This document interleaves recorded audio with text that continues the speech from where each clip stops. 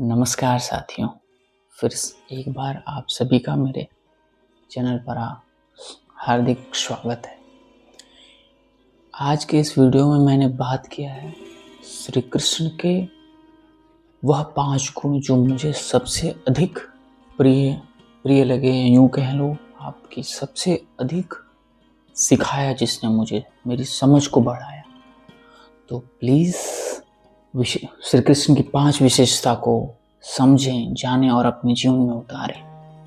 तो लास्ट तक बने रहें और देखें, क्योंकि जो 5वां है वो तो उसे जानने के पश्चात व्यक्ति किसी भी कार्य में विफल होता ही नहीं, कभी हमेशा सफलता उसके कदम चूमती कि जो कार्य वो करता उसमें विजय उसके श्री चरणों में हो। जो 5वां पहला है कि महज पहला जो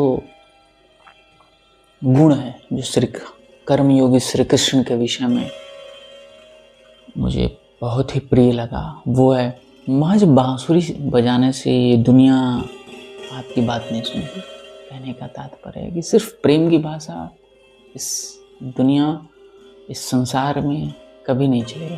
प्रेम की भाषा के साथ साथ आपको दूसरी भाषा भी बोलनी आनी चाहिए, आपके पास वो सामर्थ्य होना चाहिए। जैसे श्री कृष्ण थे, बांसुरी बजाई, लेकिन जब बात मनवाने की बात आई या जब बात ऐसी आई, जब परिस्थिति ऐसी आई कि जहाँ बांसुरी से काम नहीं चल रहा था, तो सुदर्शन भी उठाया। कहने का मतलब, कहने का तात्पर्य, ये दुनिया, ये संसार, जब श्री कृष्ण की सिर्फ बांसुरी की बात नहीं सुनी तो हमारी और आपकी क्या सुनेंगे।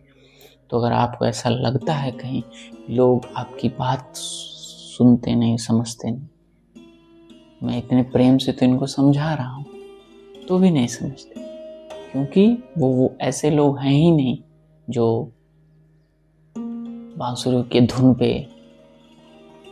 धुन की समझ रखने वाले। वो सिर्फ चक्र की भाषा समझते हैं, और ऐसे समाज में अनगिनत, जैसे आतंक का प्रारूप, उनसे आप प्रेम से कभी बात कर ही नहीं सकते। शत्रुबोध, ये विषय या ये कह ले, ये गुण जिस दिन हमारा समाज, हमारा हिंदू समाज समझ जाए, उस दिन हमारा भारत का वैभव पुनः वापस आ जाए। दूसरा गुण, जो दूसरी विशेषता, जो दूसरा चरित्र या दूसरी विशेषता जो कर्मयोगी श्री कृष्ण के विषय में मेरे को बहुत ही रोचक लगती है, बहुत ही कुछ सीखने में मिलता है, वो है कि अगर आपको कुछ बड़ा करना है, कुछ महान कार्य करने हैं, कुछ आप अगर बड़ी सोच के हो और कुछ बड़ा अचीव करना है, बड़ा बनना है, बड़ा अचीव करना है, तो आपको अपने कंफर्ट जोन को छोड़ना है। हमारा आपका सबसे बड़ा कंफर्ट जोन अगर हम देखें तो घर है। घर को त्यागना, घर से निकलिए, आप बाहर जाइए, देखिए दुनिया को। श्री कृष्ण के जीवन में भी यही हुआ, उन्हें मथुरा छोड़ना पड़ा, द्वारका में जाना पड़ा। वहाँ उन्होंने अपना साम्राज्य स्थापित किया, वहाँ उन्होंने अपनी धाक जमाई, अपने आप को साबित किया कि हाँ, मैं भी हूँ।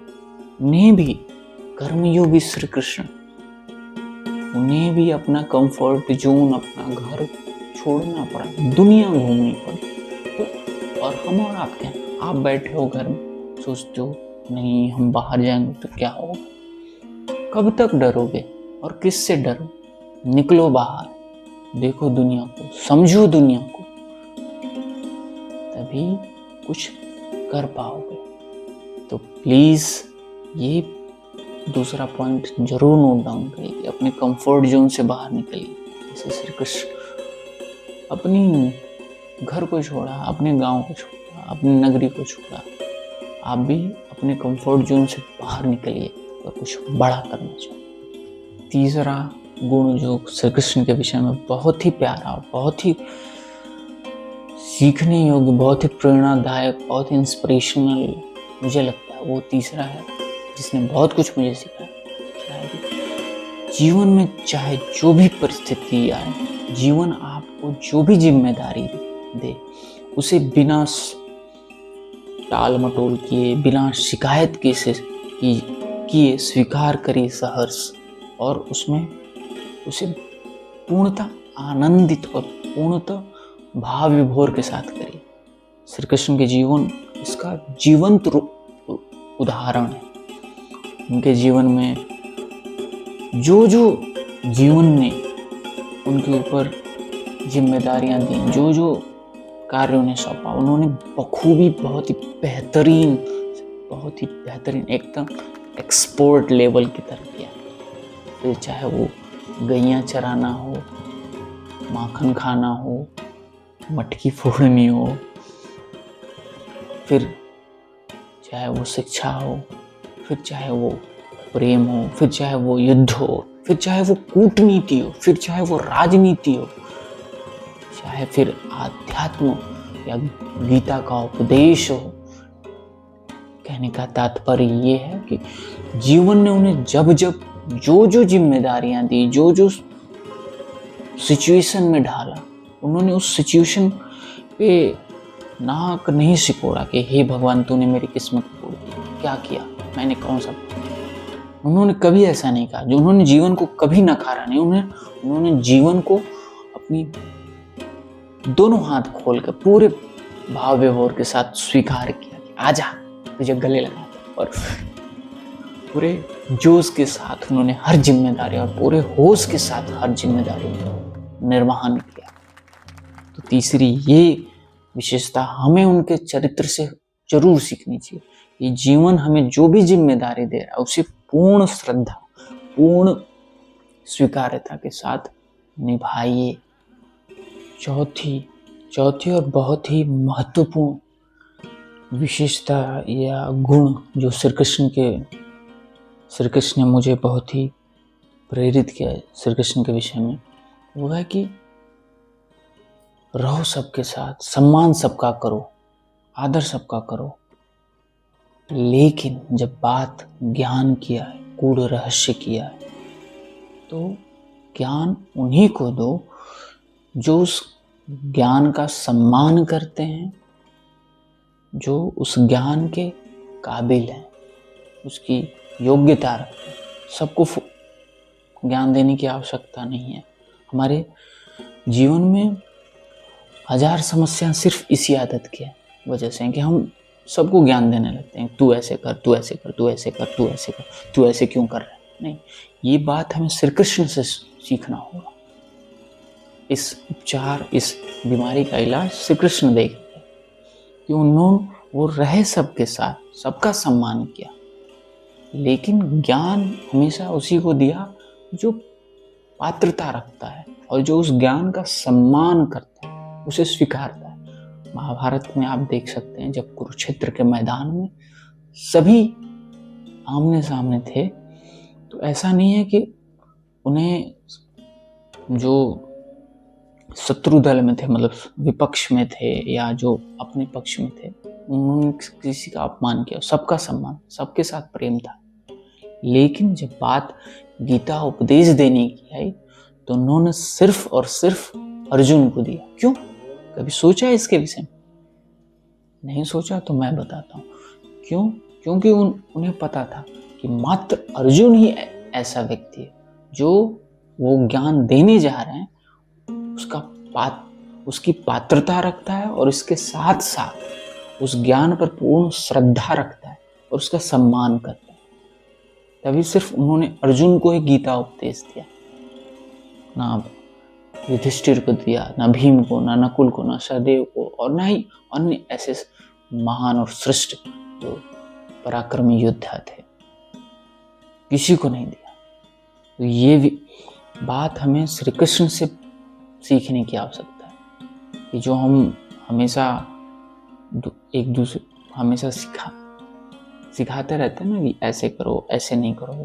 नहीं, अगर आप चाहते हैं कि आपका जीवन शांतिमय हो, आपका मन शांत हो, आप खामखा आपके जीवन में उठक पटक ना हो, तो ये आदत छोड़ दें।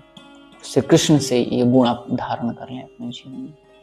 ये ज्ञान उन्हीं को देना है, गूढ़ रहस्य उन्हें बताना है जो उसकी योग्यता रखते हैं, इसके साथ साथ उस ज्ञान का सम्मान करते हैं। पांचवा और सबसे महत्वपूर्ण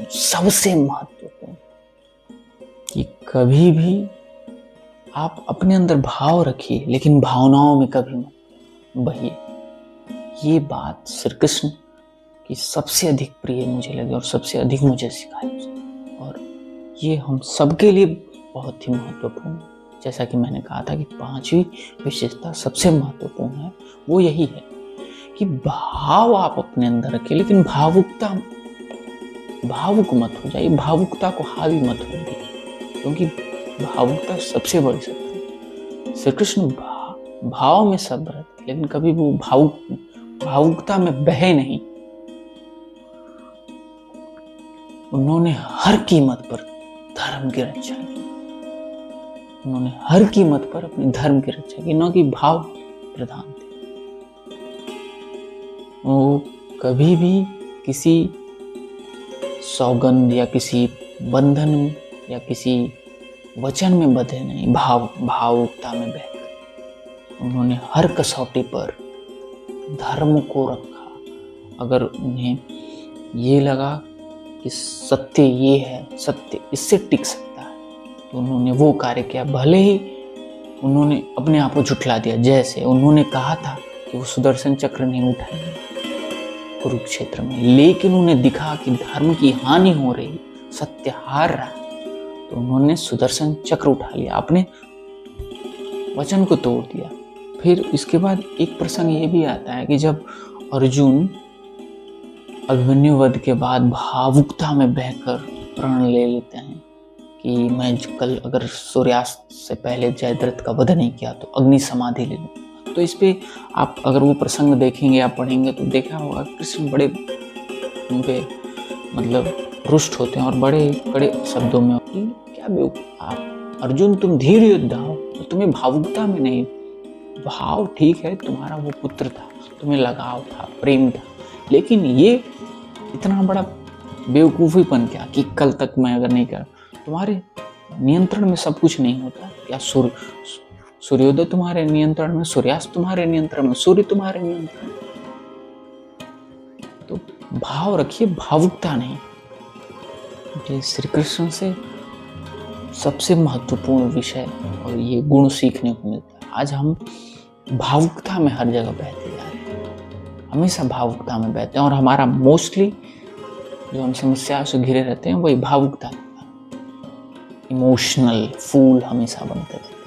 और भारत का जो ये हश्र हुआ है सिर्फ इसी भावुकता की वजह से हुआ। अगर ये 5 श्री कृष्ण के जो विशेषता है, इसे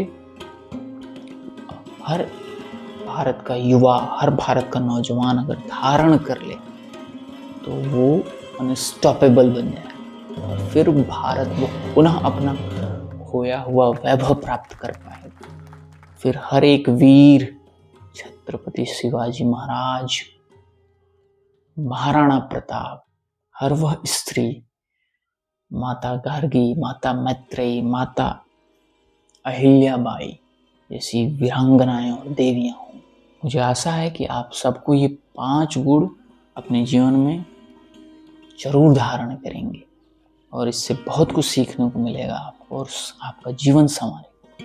इतनी शांति और इतनी धैर्यता के साथ आप सबने मेरी बात सुनी, इसके लिए आप सबका हृदय से बहुत बहुत आभार। ईश्वर करें कि चूंकि आपने ये वीडियो यहाँ तक देखा, इसका तात्पर्य है कि आपके अंदर जानने, समझने और जीवन को नई दृष्टि से देखने का एक दीपक प्रज्वलित हो रहा है। उस दीपक को और प्रकाशमान करें देवादिदेव महादेव, और आपको एक नई दिशा दें। इस शुभकामना के साथ आप सबका पुनः एक बार बहुत बहुत धन्यवाद। एक विनती के साथ कि अगर ये वीडियो आपके हृदय तक छुआ होगा, आपके हृदय के अंतःकरण तक गया होगा, तो आपके हृदय के समीप जो एक व्यक्ति, उसे जरूर शेयर करें ये वीडियो, क्योंकि शेयरिंग इज केयरिंग। फिर मिलेंगे हम एक नए गूढ़ विषय के साथ, एक नए गहन विषय के साथ, जीवन को और गहराई से समझने के लिए। तब तक के लिए आप हमारे चैनल पे अगर नए हैं तो सब्सक्राइब कर लीजिए और लाइक एल्गोरिदम के लिए कर दीजिए, ताकि जब भी मैं कोई नया वीडियो डालूं तो आप तक जरूर पहुंचे। इसके लिए सब्सक्राइब करिए। फिर मिलेंगे अगले वीडियो में। बहुत बहुत धन्यवाद। हर हर महादेव।